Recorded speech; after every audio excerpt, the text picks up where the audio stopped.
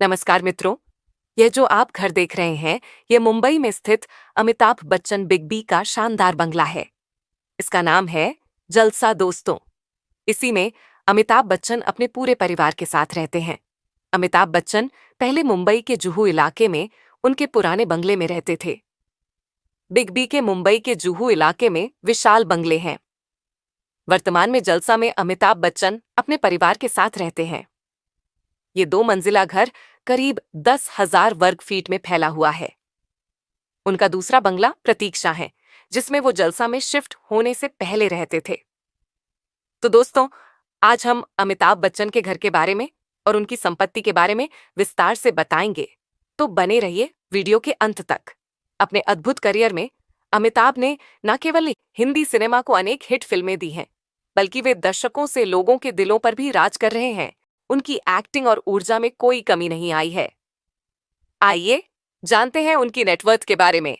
बॉलीवुड के शहंशाह अमिताभ बच्चन पिछले 56 सालों से फिल्म इंडस्ट्री में सक्रिय हैं और उनके करियर का ग्राफ आज भी ऊंचाई पर है। 1969 में फिल्म सात हिंदुस्तानी से अपने करियर की शुरुआत करने वाले बिग बी ने कड़ी मेहनत और शानदार अभिनय से फिल्म जगत में अपनी एक अमिट पहचान बनाई। अमिताभ आज 3,600 करोड़ रुपए की संपत्ति के मालिक हैं और उनकी संपत्ति लगातार बढ़ रही है। वे बॉलीवुड के सबसे अमीर अभिनेताओं में से एक हैं और आज भी एक फिल्म के लिए 1 करोड़ रुपए से कम फीस नहीं लेते। उनका ये लंबा करियर और सफलता का सफर उन्हें एक मिसाल बनाता है। फिल्मों के लिए अमिताभ बच्चन की फीस।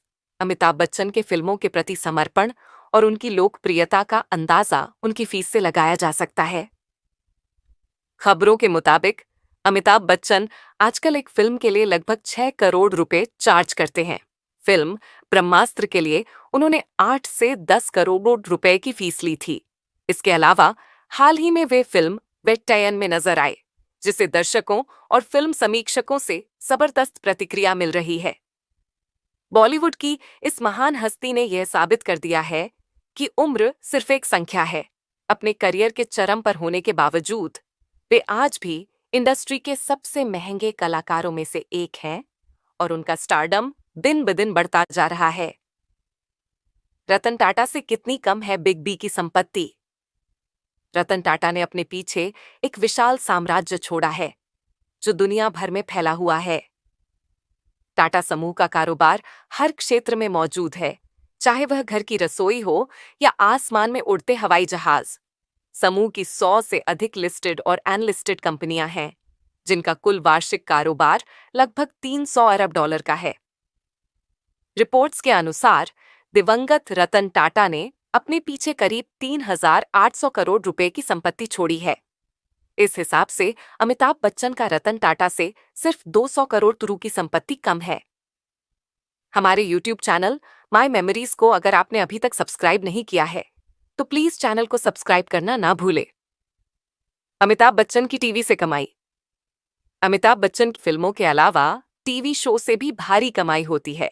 खासकर सोनी टीवी पर आने वाले शो कौन बनेगा करोड़पति केबीसी के जरिए उन्होंने सालों से जबरदस्त कमाई की है। सूत्रों के अनुसार अमिताभ बच्चन ने पिछले साल केबीसी के एक एपिसोड के लिए 1,25,00,000 रुपए चार्ज किए थे। हर दिन वे इस शो के 2 एपिसोड शूट करते थे, यानी एक दिन में उनकी कमाई 2.5 करोड़ रुपए थी। पिछले साल केबीसी के सीजन 15 के 100 एपिसोड ऑन एयर हुए थे, जिसके लिए उन्होंने 50 दिन की शूटिंग की थी। इस 50 दिन की शूटिंग से उन्होंने कुल 125 करोड़ रुपए की कमाई की। यह शो न केवल प्रतिभागियों को करोड़पति बनाता है, बल्कि अमिताभ बच्चन के लिए भी यह शो बेहद फायदेमंद साबित होता है। मीडिया रिपोर्ट्स के मुताबिक इस साल अमिताभ बच्चन की केबीसी की फीस 2 गुनी हो गई है। इस साल के एक एपिसोड के लिए उनकी फीस 2.5 करोड़ रुपए बताई जा रही है। वे इस साल भी हर दिन केबीसी के 2 एपिसोड शूट कर रहे हैं, जिसका मतलब है कि उन्हें हर दिन 5 करोड़ रुपए मिल रहे हैं। अगर इस साल केबीसी के 50 दिन की शूटिंग हुई, तो अमिताभ बच्चन की कुल कमाई 250 करोड़ का रुपए तक पहुंच जाएगी। यह स्पष्ट है कि अमिताभ बच्चन की लोकप्रियता और मेहनत उन्हें लगातार ऊंचाइयों पर ले जा रही है। अमिताभ बच्चन न केवल अपनी फिल्मों और टीवी शोज से कमाई करते हैं, बल्कि अपनी संपत्ति का भी बड़े ध्यान से प्रबंधन करते हैं। हाल ही में उन्होंने अपनी बेटी श्वेता बच्चन के नाम मुंबई में एक घर किया, जिसकी कीमत लगभग 80 करोड़ रुपए है। इसके अलावा वे अपनी संपत्ति का एक बड़ा हिस्सा अपने बेटे अभिषेक बच्चन को भी देने की योजना बना रहे हैं। हालांकि अमिताभ ने स्पष्ट किया है कि वे अपनी संपत्ति को समान रूप से अपने दोनों बच्चों श्वेता और अभिषेक के बीच बांटेंगे।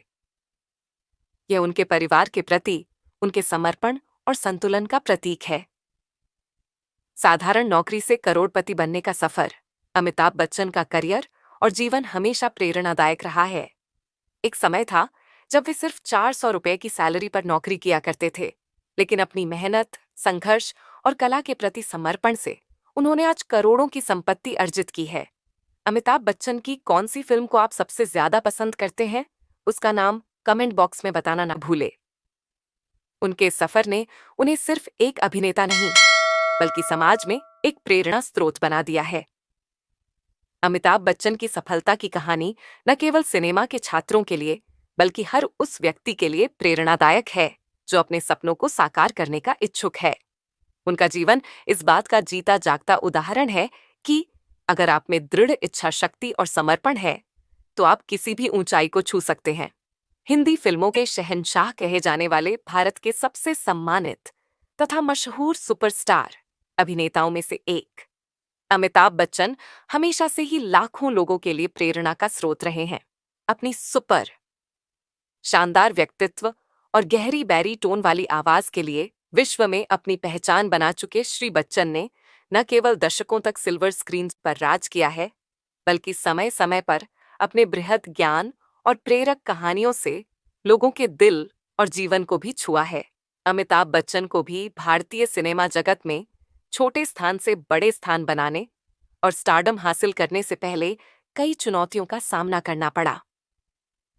अपने करियर की शुरुआत में उन्हें उनकी लंबाई और आवाज के लिए नकार दिया गया था, लेकिन उनकी यही खूबियां बाद में उनके ट्रेडमार्क बन गईं और कई असफलताओं के बावजूद उन्होंने साथ हिंदुस्तानी से अपनी शुरुआत की और आनंद और जंजीर, शोले, अभिमान, अमर अकबर एंथनी, डॉन, हम, लावारिस याराना, काला पत्थर, मुकद्दर का सिकंदर, चुपके चुपके, अग्निपथ, कभी कभी सौदागर, नसीब, सत्ते पे सत्ता, मिली, कालियां कूली, हेरा फेरी, नमक हराम, शराबी, सिलसिला, शहंशाह, ब्लैक, चीनी गम, पाप, पिंक, भूतनाथ, बागबान, सरकार जैसी ना जाने और कितनी फिल्मों से प्रसिद्धि पाई। अमिताभ अक्सर अपने पिता की शिक्षाओं को जीवन के प्रति अपने दृष्टिकोण को आकार देने का श्रेय देते हैं। वे अक्सर जो सीख देते हैं उनमें से एक है, मन का हो तो अच्छा, न हो तो ज्यादा अच्छा। अगर चीजें आपकी इच्छा के अनुसार होती हैं तो यह अच्छा है, अगर नहीं भी होती हैं तो यह और भी बेहतर है। उनका यह दृष्टिकोण उच्च स्तर पर स्वीकृति और विश्वास को चिन्हित करता है।